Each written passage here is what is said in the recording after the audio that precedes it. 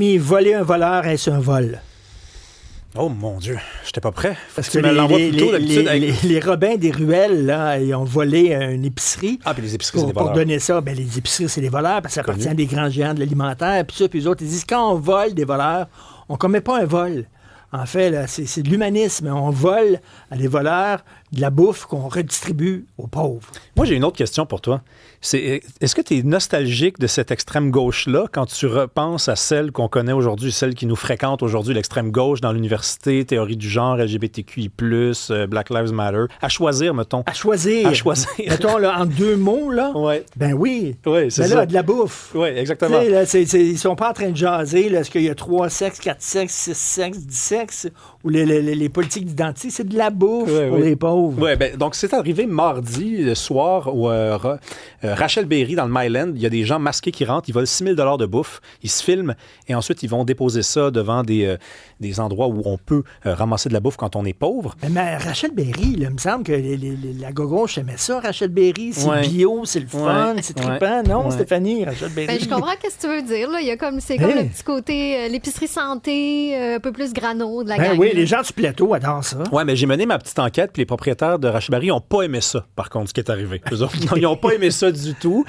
Mais en fait, je me suis demandé, quand j'ai lu cette nouvelle-là, est-ce que ça se pourrait que l'extrême gauche qu'on connaît, qu'on fréquente, dont on parle souvent, toi et moi, elle, dans les prochaines années, soit pas destinée à être remplacée par cette extrême gauche-là? Tu sais, on n'arrête pas de dire, et à raison, là, que le coût de la vie a augmenté, que les jeunes n'auront pas accès à la propriété, que ça va être compliqué de s'acheter quoi que ce soit, que le prix de tout augmente. Hey, écoute, dans les années 80, je me souviens, j'étais au Journal Voir, puis c'était la grosse affaire, c'était les squats. Puis ça va peut-être être le retour l'extrême gauche défendait les squatteurs. Puis ça va peut-être être ça avec la crise du logement. Sais-tu qu'est-ce que je te réponds à chaque fois que tu me dis que t'étais, je te dis que tu étais bon dans ce temps-là, quand tu étais au voir. Ben oui, mais peut-être que l'extrême gauche qu'on a vue à l'œuvre dans le Rachel Berry, c'est la seule qui peut être vraiment, qui peut correspondre à l'époque dans laquelle on vit. L'extrême gauche dont on parle souvent, là, elle a vu l'autre extrême gauche à l'œuvre, puis elle a dû se dire, hey, nous autres, on l'a pas pantoute. Ça n'a aucun rapport avec l'époque dans laquelle on vit. On va peut-être s'inspirer de gens qui règlent au moins des problèmes. Je rappelle quand même que c'est mal ce qu'ils ont fait. Mais ils ont nourri du monde. Leur objectif est atteint. C'est-à-dire, il y a un vrai objectif. Le moyen, on le condamne, mais l'objectif a comme de l'allure. On nourrit des gens qui peuvent... FAIM justifie les moyens. On n'est même pas vendredi, t'as pas le droit de faire des jokes de même.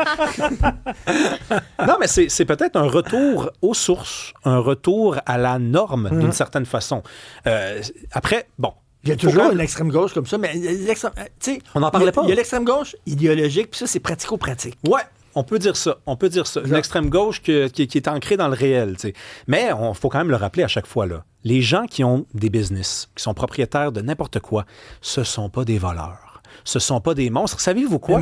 Ils ont travaillé, ils ont économisé, ils ont été disciplinés, méthodiques.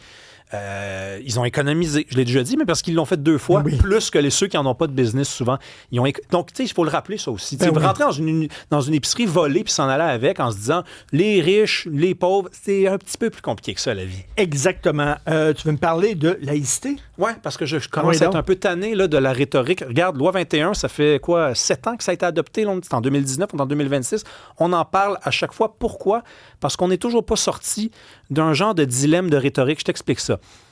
On nous dit, dans Le Devoir, c'est ce matin, c'est un article, j'allais dire article d'opinion, c'est un article journalistique, un article de fait. L'interdiction des signes religieux affecte l'implication des parents dans les écoles. L'interdiction de porter un signe religieux imposé au personnel scolaire risque de faire particulièrement mal aux écoles.